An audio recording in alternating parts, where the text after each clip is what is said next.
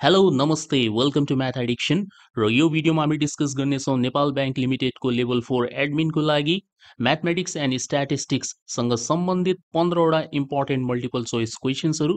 यो भिडियो यो सिरिजको पार्ट 2 हो। यदि तपाईँले पार्ट 1 हेर्नुभएको छैन भने भिडियोको डिस्क्रिप्सन बक्समा त्यसको लिङ्क छ, त्यसमा क्लिक गरेर तपाईँ हेर्न सक्नुहुन्छ। विदाउट एनी फर्दर डिले हामी यो भिडियो स्टार्ट गर्छौँ। So let's get started. Okay, question number 1 चाहिँ यस्तो टाइपको छ। If x is an integer and x square less than 20, how many values of x are possible भनिरहेछ। मानौ x एउटा पूर्णाङ्क हो र x स्क्वायर को मान 20 भन्दा सानो छ भने x को कतिवटा मानहरू सम्भव छन् यो हामीले निकाल्ने। अब यहाँनिर इन्टिजर मात्र भनेको छ। इन्टिजर भनेपछि 3 किसिमको इन्टिजर तपाईले बुझ्नुपर्ने हुन्छ। त्यसमा नेगेटिभ पनि आउँछ अनि जिरो पनि समावेश हुन्छ र पोजिटिभ पनि हुन्छ। ठीक छ, 3 किसिमको इन्टिजर हुन्छ र इन्टिजरको मतलब हो पूर्णाङ्क। जस्तै -2 एउटा इन्टिजर हो, 0 इन्टिजर हो, 4 इन्टिजर हो। तर 3/4, 11/2 यस्तो टाइपको संख्यालाई हामी इन्टिजर भन्दैनौँ, यसलाई फ्र्याक्सन अथवा भिन्न भनिन्छ। ठीक छ, सो अब तपाईले यस्तो इन्टिजरहरू पत्ता लगाउनु पर्नेछ जसको स्क्वायर गर्दाखेरि 20 भन्दा सानो आओस्। सो हामी लिस्ट बनाउन सुरु गर्छौँ है त। जस्तै मान्नुस् कि एउटा -4 भन्ने इन्टिजर छ अरे, नेगेटिभ है त। अब -4 को स्क्वायर यदि हामीले गरिदिने हो भने यसको एन्सर आइहाल्छ हाम्रो 16 + 16 आउँछ। 16 भनेको 20 भन्दा सानो हुन्छ कि हुँदैन? हुन्छ। त्यसो भए -4 हाम्रो आन्सरको एउटा हिस्सा हुन्छ, एउटा इन्टिजर भेट्यो।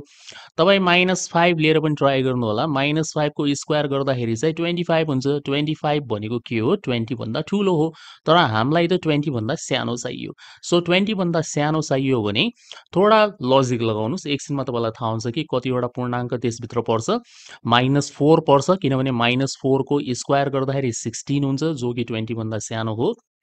-3 पर्छ, -3 को स्क्वायर गर्दा 9 हुन्छ, 20 भन्दा सानो हुन्छ। -2 को स्क्वायर 4 हुन्छ, त्यो पनि 20 भन्दा सानो हुन्छ। -1 को स्क्वायर 1 हुन्छ, 20 भन्दा सानो।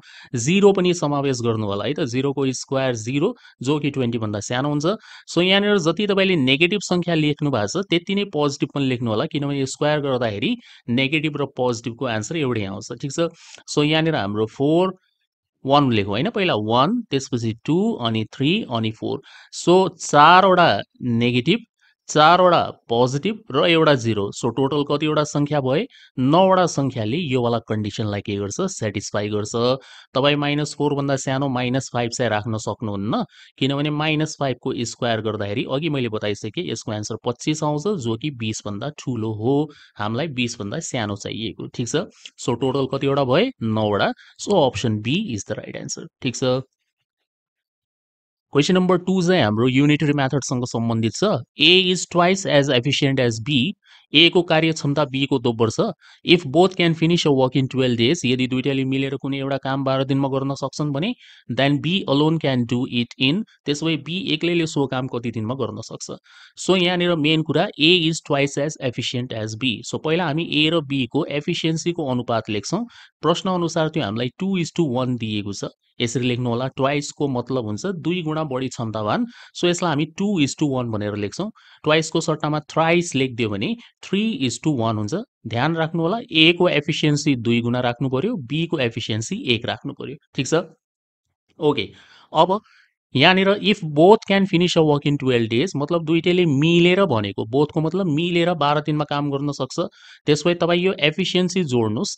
एफिसिएन्सी जोड्दाखेरि तपाईँको 2 + 1 = 3 हुन्छ। म यसको ट्रिक सम्झाएर हो तपाईँलाई। ठीक छ, लङ प्रोसेस होइन, किनभने एमसीक्यूमा ट्रिक काम लाग्छ। सो लजिक र ट्रिक चाहिँ बुझ्नु होला। ठीक, सबसे पहिला एफिसिएन्सीको रेसियो लेख्ने र यसलाई यसरी बुझ्ने कि बीले मान्नुहोस् एउटा कुर्सी बनाउन सक्छ एक दिनमा भनेपछि एले 2 वटा कुर्सी बनाउन सक्छ त्यति नै समयमा। त्यसलाई भनिन्छ दोब्बर कार्यक्षमता हुनु। त्यसो भए दुईटैले मिलेर काम गर्दाखेरि कतिवटा कुर्सी बन्यो त एक दिनमा? 3 वटा बन्यो कि बनेन? बन्यो, 2 + 1 3। तर उनीहरूले त 12 दिनसम्म काम गरेको छ। त्यसो भए 12 दिनमा कतिवटा कुर्सी बन्छ? 12 × 3, यो हाम्रो टोटल वर्क हुन्छ। 36 युनिट भनेको टोटल वर्क हो। ठीक छ, सो तपाईले सबसे पहिला टोटल वर्क निकाल्ने हो। टोटल वर्क निकाल्दाखेरि के गर्ने? 12 उनीहरूले मिलेर कति दिनसम्म काम गरे गुणा यिनीहरूको एफिसियन्सीको रेसियो जोड्ने हो 2+1 भनेर यसरी गर्ने। अब कसको भ्याल्यु निकाल्नु छ हामीले बी को भ्याल्यु निकाल्नु छ। बी अलोन भनेको छ भने बी को कार्यक्षमताले भाग गर्नुस्। बी को कार्यक्षमता कति हो एक दिनमा एउटा कुर्सी बनाउने सो 1 ले भाग गर्ने। यदि ए को सोधेको भए हामी 2 ले भाग गर्थ्यौं। सो माथि हुन्छ 12 गुणा 3 तल 1 नै हुन्छ टोटल आन्सर 36 हो। यसको मतलब बी एक्लैलाई सो काम सकाउन 36 दिन लाग्छ। सो अप्सन ए यसको राइट आन्सर हुन्छ। सर्टकट बुझ्नुभयो कसरी गर्ने। सबसे पहिला लेख्नुहुन्छ कति समय काम गरे सँगै मिलेर 12 दिनसम्म अनि गुणा गर्ने यिनीहरूको एफिसियन्सीको रेसियोले यहाँनिर हामीले 2:1 लेखेका छौं त्यसले 2+1 गरेर ब्र्याकेटमा हाल्ने डिवाइड गर्नुहुन्छ कसको भ्याल्यु निकाल्नु छ बी को भ्याल्यु निकाल्नु छ भने बी को एफिसियन्सी कति हो 1 हो सो 1 ले भाग गर्ने। यदि ए को सोधेको भए हामी 2 ले भाग गरेर निकाल्थ्यौं। यस्तै तरिकाले यस्तो टाइपको क्वेशन सल्भ गर्नु होला। ठीक छ। क्वेशन नम्बर 3 एउटा इन्ट्रेस्टिङ क्वेशन पर्सेन्टेजसँग सम्बन्धित। The price of a commodity is increase by 25%। एउटा वस्तुको मूल्य चाहिँ 25% ले बढेको छ। By what percent should the consumption be reduced to keep expenditure same. खर्च उस्तै राख्नको लागि चाहिँ उपभोग कति प्रतिशतले घटाउनुपर्छ या कम गर्नुपर्छ। सो एउटा वस्तु छ कुनै है यो वस्तुको मूल्य चाहिँ बढ्यो रे के 25% ले बढ्यो। अब तपाईले के गर्नु पर्यो भन्दाखेरि यो चीज महँगो भयो भने यसको कन्जम्सन कति प्रतिशतले कम गर्ने ताकि तपाईको कुल खर्च चाहिँ जस्ताको त्यस्तै रहोस्। मान्नुस् पहिला तपाई 100 रुपैयाँ खर्च गर्नुहुन्थ्यो भने अब पनि 100 रुपैयाँ नै खर्च गर्ने हो। तर दाम त बढिसक्यो नि। दाम बढिसक्यो भने के गर्नुपर्छ क्वान्टिटी कम गर्नुपर्ने हुन्छ या कन्जम्सन घटाउनुपर्छ। सो यसको लागि ट्रिक के छ या सर्टकट के छ। सबसे पहिला त तपाई 25% लाई फ्र्याक्सनमा तब्दिल गर्नु या कन्भर्ट गर्नुस्। सो 25% को मतलब हुन्छ 25/100। 25/100 को अर्थ भयो 1/4। यसरी कन्भर्ट गर्ने। यसरी कन्भर्ट गरिसकेपछि अब हामीले यहाँनिर by what percent should the consumption be reduced भनेको छ। कहिले पनि यस्तो टाइपको प्रश्न आयो जहाँनिर एक्सपेन्डिचरलाई चाहिँ सेम राख्नु छ र कन्जम्सनलाई घटाउनु छ भने यसको लागि ट्रिक हुन्छ यो माथिको जो न्युमरेटर छ माथिवाला हिस्सा यसलाई जस्ताको त्यस्तै लेख्ने 1 को 1 लेख्ने। तलपट्टि चाहिँ यो दुईटालाई जोड्नुहुन्छ 1+4। राम्रोसँग ध्यान दिनुहोस् हैन माथिवाला हिस्सा सेम लेख्ने तलपट्टि चाहिँ यो जोड्ने 1+4 हामीले डिनोमिनेटर बढाउनु पर्छ 1+4 अनि यसलाई इन्टु 100 गरिदिएपछि एन्सर आइहाल्यो। सो यो हुन्छ 1/5 गुणा 100 अर्थात् 20%। सो तपाईले आफ्नो खपत कति प्रतिशतले कम गर्नु पर्यो 20%ले कम गर्नुपर्ने हुन्छ। सो अप्सन सी यसको राइट एन्सर हो। Question number 4 find the largest fraction. यहाँनिर चारवटा अप्सन हामीलाई दिएको छ यसमा सबैभन्दा ठूलो भिन्न कुन हुन्छ त्यो हामीले पत्ता लगाउने। सो यस्तो टाइपको प्रश्न सल्भ गर्नको लागि तपाई के गर्नुहुन्छ भन्दाखेरि दुईटा अप्सन लिएर अगाडि बढ्नु होला। पहिला हामी ए र बी मध्ये ठूलो निकाल्छौं अनि सी र डी मध्ये ठूलो निकाल्छौं। यसमध्ये जो ठूलो आउँछ र यसमध्ये जो ठूलो आउँछ त्यसबाट हामी फाइनल ठूलोको हुन्छ त्यो निकाल्छौं। यो यसको लजिक हो। ठीक छ। सुन्दाखेरि तपाईलाई लेन्दी लागे तापनि 15-20 सेकेन्डमा सल्भ भइहाल्छ। टेक्निक चाहिँ बुझ्नु होला है त। सो जस्तै मान्नुस् ए को भ्याल्यु यहाँनिर 6/11 दिएको छ बी को चाहिँ 5/9 दिएको छ अनि यता साइडमा सी को चाहिँ 7/12 छ अनि यता 8/15 छ डी नम्बरको।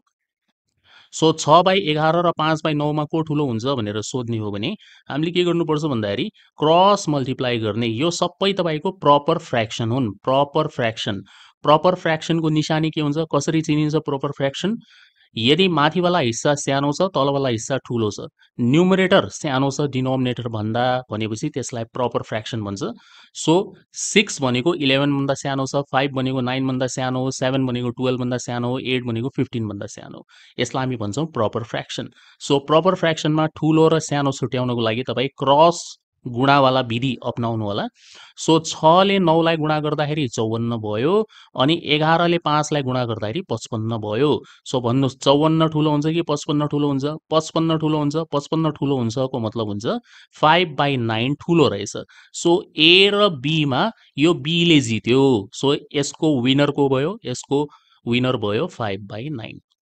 अब यतापट्टि हेरौं क्रस गुणा गर्नुहुन्छ 7 गुणा 15 गर्ने भने 105 भयो अनि 12 गुणा 8 गर्दाखेरि चाहिँ 96 भयो। अब 105 र 96 मा को ठूलो हुन्छ 105 ठूलो हुन्छ। यसको मतलब 7/12 ले जित्यो 7/12 ठूलो रहेछ सी र डी मा। अब फाइनली हामी के गर्छौं 5/9 र 7/12 मा सेम टेक्निक लगाइदिन्छौं र हामीलाई थाहा भइहाल्छ कि को चाहिँ लार्जेस्ट हो भनेर। सो फेरि क्रस गुणा गर्ने 5 गुणा 12 60 यता साइडमा लेख्ने हो 9 गुणा 7 गर्दाखेरि 63 हुन्छ 63 ठुलो रहेछ यसको मतलब 7/12 भनेको सबसे ठुलो भिन्न रहेछ है सो अप्सन सी यसको राइट एन्सर हो तपाईँ यसलाई पोइन्टमा कन्भर्ट गरेर पनि गर्न सक्नुहुन्छ यदि तपाईँको डिभिजन राम्रो छ होइन तपाईँलाई भाग गर्न सजिलो लाग्छ भने 6/11 लाई हामी 0.5 समथिङ समथिङ लेखेर पनि गर्न सक्छौँ तर त्यसमा समय बढी लाग्छ यसरी क्रस मल्टिप्लाई गरेर तपाईँले गर्नुभयो भने 15-20 सेकेन्डमा यो वाला क्वेसन तपाईँ सल्भ गर्न सक्नुहुन्छ ठिक छ question number 5 in what ratio should rupees 740 be divided between A and B so that A gets rupees 80 more than B भनिरहेछ यो 740 रुपियाँलाई कुन चाहिँ अनुपातमा बाँड्नु पर्ला A र B मा ताकि A ले B भन्दा 80 रुपियाँ बढी प्राप्त गरोस् है सो यसको लागि सर्टकट के छ यसको लागि सर्टकट हुन्छ कि ए ले पाउने रकम कति हो पहिला त्यो निकाल्छौँ हामी ए ले पाउने रकम कसरी निकाल्ने ध्यान दिएर सुन्नु होला है त यसको सर्टकट के छ ए ले पाउने रकम निकाल्नु छ भने बाँड्नु पर्ने पैसा कति हो त्यो हेर्छौँ हामी 740 हो 740 अनि 740 को तपाईँले के गरिदिने हो आधा गर्ने हो पहिला 740 को आधा गर्नुहोस् र त्यस पछाडि प्लस साइन दिएर जो यहाँनिर यो 80 रुपियाँ लेखेको छ यसको पनि आधा गर्ने हो डाइरेक्टली 80 जोडेपछि गलत जवाब हुन्छ 80 को पनि आधा गर्नु होला 80 डिवाइडेड बाई 2 तपाईँ यसलाई डाइरेक्टली 740 प्लस 80/2 पनि लेख्न सक्नुहुन्थ्यो एउटै चिज हो तर यसरी बुझ्नु होला कि हामीले आधा कसरी गर्ने त 740 लाई सबसे पहिला हाफ गर्ने पहिलो स्टेप यो भयो अनि त्यस पछाडि कति रुपियाँ बढी पाउनु छ ए ले 80 रुपियाँ त्यसो भए 80 लाई पनि 2 ले भाग गर्ने यहाँ प्लस लेख्नु होला प्लस किनभने मोर छ हैन ए ले बढी पाउनु पर्यो यदि ए ले कम पाउनु पर्ने भएको भए माइनस हुन्थ्यो यहाँनिर प्लसको मतलब हुन्छ ए ले बढी पाउनु पर्छ है त डाइरेक्ट 80 चाहिँ नजोड्नु होला है त म अहिले फेरि तपाईलाई डिटेलमा यसको क्याल्कुलेसन सम्झाउँछु म सो 740 लाई 2 ले भाग गर्दा 370 भयो अनि 80 लाई 2 ले भाग गर्दाखेरि चाहिँ 40 हुन्छ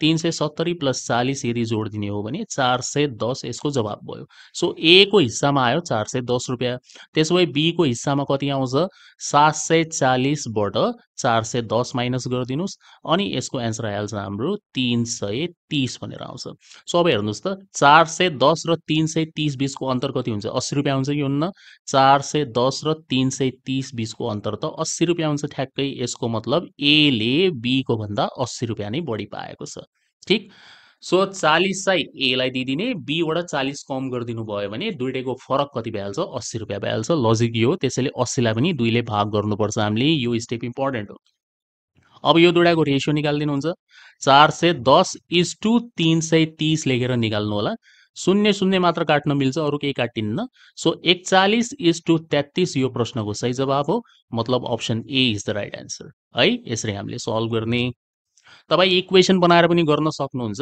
अब इक्वेसन बनाएर चाहिँ अलिकति बढी टाइम पास हुन्छ तर म सिकाइदिन्छु केही छैन कसैलाई फेरि एक्स नमान्दासम्म चित्त बुझ्दैन तपाईँ यसरी गर्नु होला मान्नुहोस् ए को हिस्सामा एक्स रुपियाँ आयो यसरी मान्नुहोस् त्यसो भए बी को हिस्सामा कति आउँछ 740 माइनस एक्स आउँछ र प्रश्न अनुसार ए ले पाउने रकम बी भन्दा 80 ले बढी हुनु पर्यो त्यसो भए ए को ठाउँमा एक्स राखिदिनु अनि बी को ठाउँमा 740 माइनस एक्स अनि त्यसमा प्लस 80 अझ गरिदिनुहोस् अब यसलाई जोड घटाउ गरिहाल्नु होला एक्स को भ्याल्यु तपाईँको 410 नै आउँछ अनि यसलाई यो बी वालामा राखेर तपाईँ 330 यसरी पनि निकाल्न सक्नुहुन्छ ठिक छ सो इक्वेसन बनाएर गर्नु छ भने यसरी गर्नुहोस् सिम्पल टेक्निक लगाउनु छ भने यसरी गर्नु होला है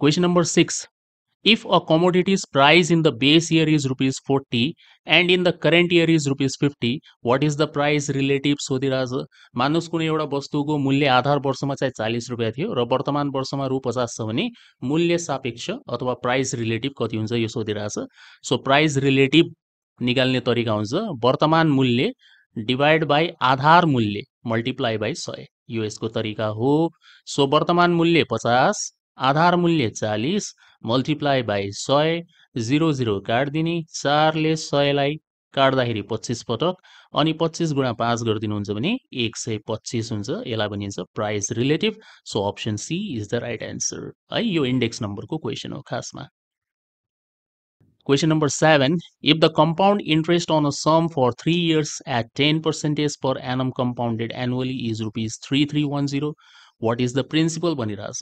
सो तपाईँलाई 3 सालको यहाँनिर कम्पाउन्ड इन्ट्रेस्ट दिएको छ र सामा कति हो अथवा मूलधन कति हुन्छ त्यो सोधिरहेछ। ब्याजको दर चाहिँ 10% रहेको छ। ठिक, सो फर्मुला लगाएर गरिदिनु, एकछिनको काम हो। कम्पाउन्ड इन्ट्रेस्ट निकाल्ने फर्मुला के हुन्छ, पी अनि ठुलो ब्राकेट फेरि सानो ब्राकेट 1 + r/100 को पावर n हुन्छ र -1 हुन्छ। कम्पाउन्ड इन्ट्रेस्ट भनेको 3310 हामीलाई दिएको छ। प्रिन्सिपल हामीलाई थाहा छैन, त्यो निकाल्ने हो। 1 प्लस रेट हामीलाई 10 दिएको छ, 10/100 पावरमा 3 अनि -1। 3310 जस्ता हो त्यस्तै, प्रिन्सिपल जस्ता हो त्यस्तै, 0 0 काटिदिने। अनि यो हुन्छ हाम्रो 1 + 1/10 हुन्छ। 1 + 1/10 को अर्थ हुन्छ 11/10, 10 एकम 10, त्यसमा 1 जोड दिने हो भने 11/10 हुन्छ। सो यो भयो हाम्रो 11/10 को क्युब भयो अनि -1। 3310 जस्ता हो त्यस्तै, प्रिन्सिपल पनि सेम। 11 को क्युब याद गर्नु होला हैन, याद गरेपछि थोडा फास्ट हुन्छ। 11 को क्युब हुन्छ हाम्रो 1331 हुन्छ है त। 11 × 11 × 11 गर्दा 1331 हुन्छ। यस्ता केही नम्बरहरूको क्युब चाहिँ याद गरेर जानु होला। सो 1331 भयो अनि 10 को क्युब चाहिँ 1000 हुन्छ। यो सजिलो छ अनि -1 भयो। ठिक छ, अब त तपाईँ गरिहाल्नुहुन्छ, एकदम सजिलो। बिना क्यालकुलेटरवाला हिसाबमा नम्बरहरू एकदम मिलाएर दिएको हुन्छ लगभग। सो तपाईँलाई क्यालकुलेसनमा त्यस्तो अप्ठ्यारो चाहिँ पर्दैन। अब 1000 एलसिएम आइहाल्यो, 1001 जा 1000 हुन्छ, 1331 बाट 1000 घट्छ। सो यहाँनिर 331 आउँछ अनि डिभाइड बाई 1000 हुन्छ है त। यो मैले घटाएर डाइरेक्ट लेखेको, फेरि कसरी आयो नभन्नु होला, डाइरेक्ट लेखेको घटाएर। अब क्रस मल्टिप्लाई र भाग गर्न बाँकी छ। सो 3310 लाई गुणा हुन्छ 1000 ले, यो 1000 ले यता गुणा हुन्छ र 331 ले भाग हुन्छ। अब 331 ले 331 लाई काट्दिने हो। सो यहाँनिर चाहिँ 10 आइहाल्यो, 10 गुणा 1000 गरिदिने हो भने 10,000 यसको सामा अथवा प्रिन्सिपल रहेछ। So option B right answer हुन जान्छ है त यसको। Question number 8, what does an index number measure? Index नम्बरले के मापन गर्छ? सो यसको राइट एन्सर हुन्छ अप्सन बी। इन्डेक्स नम्बरले हमेशा रिलेटिभ चेन्ज मापन गर्छ कम्पेयर टु बेस पिरियड। आधार वर्षसँग या आधार अवधिसँग तुलना गरेर सापेक्ष परिवर्तन माप्ने काम भनेको इन्डेक्स नम्बरको। ठिक, question number 9, find the median of the following data series. यो दिएको डेटा सिरिजको हामीले मध्यिका पत्ता लगाउने, मिडियन पत्ता लगाउने। सो कहिले पनि मिडियन पत्ता लगाउनुहोस् भनेको छ भने दिएको तथ्याङ्क या डेटालाई हामीले सुरुमा मिलाउनु पर्छ एसेन्डिङ या डिसेन्डिङ अर्डरमा। क्रम मिलाउनु पर्यो यसको, सानोदेखि ठुलो क्रममा लैजानुहोस् या ठुलोदेखि सानो क्रममा ल्याउनुहोस्, तर मिलाउनुहोस्। सो म सानोदेखि ठुलो मिलाउँछु है त। सबसे पहिला आयो 8, त्यसपछि पालो आउँछ हाम्रो 13 को, त्यसपछि पालो आउँछ 17 को, अनि पालो आउँछ 19 को, त्यसपछि पालो आउँछ 21 को र अन्तिम पालो 30 को। यसरी हामीले मिलायौँ, 6 वटा भ्याल्यु मात्र दिएको छ। सो 6 वटा भ्याल्यु यदि दिएको छ भनेपछि मिडियन कसरी निकाल्ने? मिडियन निकाल्नको लागि तपाईँ बीचको दुईटाको औसत निकाल्नुहुन्छ हैन। यताको पहिलोवाला र यताको लास्टवाला छोडिदिनुहोस्, सेकेन्डवाला र सेकेन्डवाला पनि छोडिदिने यता। केवल यो सेन्टरमा जो दुईटा बच्छ, सेन्टरमा दुईटा बच्नेलाई हामीले औसत निकालिदिने हो। मिडियनको अर्थ हुन्छ सेन्टरमा पर्ने भ्याल्यु, मिडल मोस्ट भ्याल्यु भन्छ। अब मान्नुहोस् यहाँनिर 30 पछि एउटा 35 पनि भएको भए यसको ठिक सेन्टर पत्ता लगाउन त सजिलो छ, 19 भइहाल्थ्यो यसको सेन्टर, डाइरेक्ट मिडियन 19 हुन्थ्यो। तर यहाँनिर के छ, हामीसँग इभन भ्याल्युजहरू छैन हैन, जोड मात्रामा भ्याल्यु छ। 6 वटा भ्याल्यु छ, 6 भनेको त जोड संख्या हो नि त। अनि हामीले के गर्नुपर्छ, 20 को दुईटालाई जोडेर औसत निकाल्ने। 17 + 19 डिभाइड बाई 2 गरिदिन्छौँ। 17 र 19 36 हुन्छ, 36 को आधा हुन्छ हाम्रो 18। 18 भनेको हाम्रो मिडियन रहेछ। So option c is the right answer. Question number 10, the weighted mean of score 70 80 90 with weights 2 3 5 is. 70 80 90 अङ्कहरूको तौलयुक्त मध्यक तौल 2 3 5 हुँदा कति हुन्छ? सो बेसिकली हामीले वेटेड मिन निकाल्ने हो। हामीलाई 3 वटा संख्या दिएको छ। पहिलो संख्या 70 हो, यसको वेट हामीलाई 2 दिएको छ। सो 70 लाई गुणा गर्ने हो 2 ले। दोस्रो संख्या 80 हो, यसको वेट हामीलाई 3 दिएको हो। सो 80 लाई गुणा गर्ने 3 ले। र तेस्रो संख्या 90 हो। 90 को वेट हामीलाई 5 दिएको छ, सो 90 गुणा 5 गर्ने। प्रत्येक संख्यालाई तिनीहरूको करेस्पोन्डिङ वेटले गुणा गर्ने र भाग गर्दाखेरि पनि तपाईँ यो वेटहरूको टोटलले भाग गर्नुहुन्छ। पहिलो वेट 2, दोस्रो 3, त्यसपछि 5, यसरी जोडेर भाग गर्नु होला है। बेसिकली हाम्रो फर्मुला के हुन्छ, summation WX by summation W हो। सो वेटले चाहिँ भ्याल्युलाई गुणा गर्ने अनि भाग गर्दाखेरि चाहिँ वेटको अथवा तौलको जोडले भाग गर्नुपर्छ। अब 70 गुणा 2 140 भयो, अनि 80 इन्टु 3 गर्दाखेरि 240 भयो, 90 गुणा 5 गर्दाखेरि 450 हुन्छ, तलपट्टि चाहिँ 10 हुन्छ।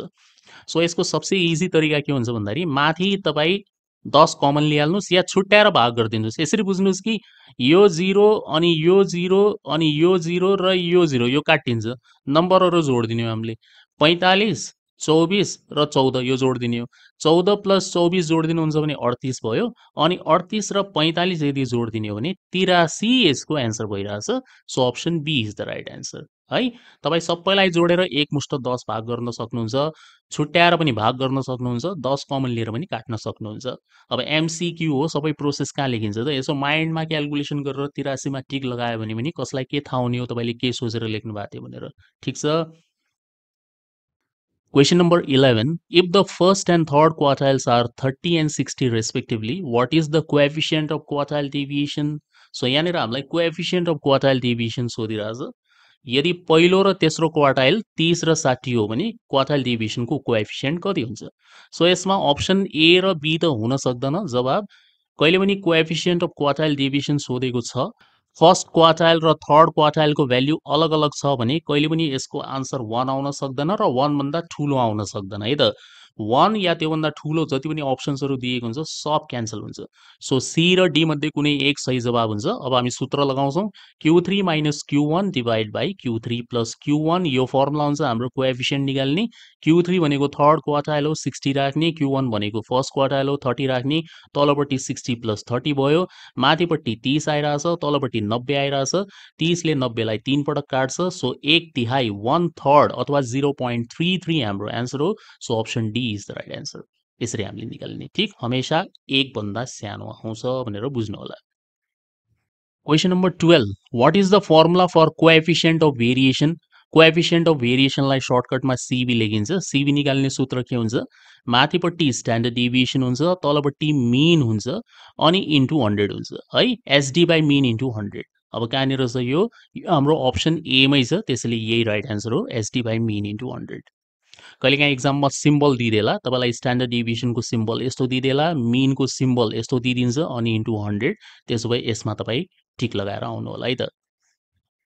Question number 13.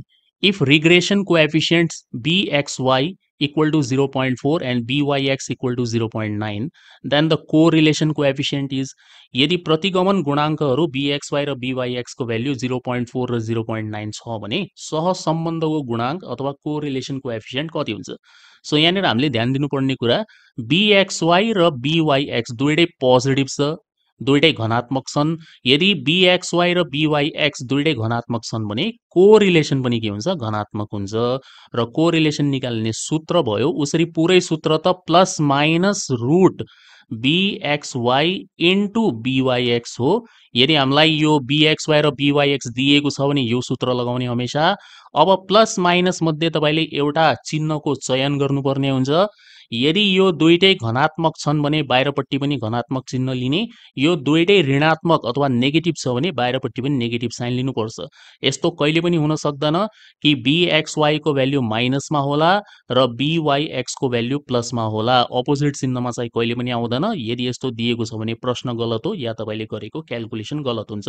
दुईटैको चिन्ह हमेशा सेम हुन्छ, either both will be positive और both will be negative. So अहिलेको लागि दुईटै पोजिटिभ भएको हुनाले हामीले बाहिरपट्टि केवल प्लस साइन राखिदिने हो। सो यसरी लेख्यौँ हामीले।